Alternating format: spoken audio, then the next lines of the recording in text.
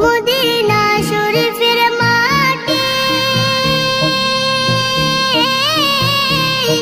আমার চোখে মুখে বুকে মাখিও। এমন পবিত্র মাটি, এমন পবিত্র মাটি আমার নবীর রওজায়।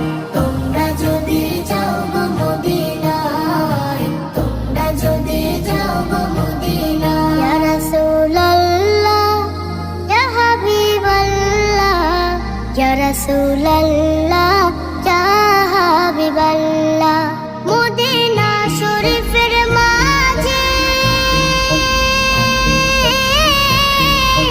বেহেশতের বাগান আছে ও। সেই বাগানে শুয়ে আছেন, সেই বাগানে শুয়ে আছেন প্যারা নবী মুস্তাফায়।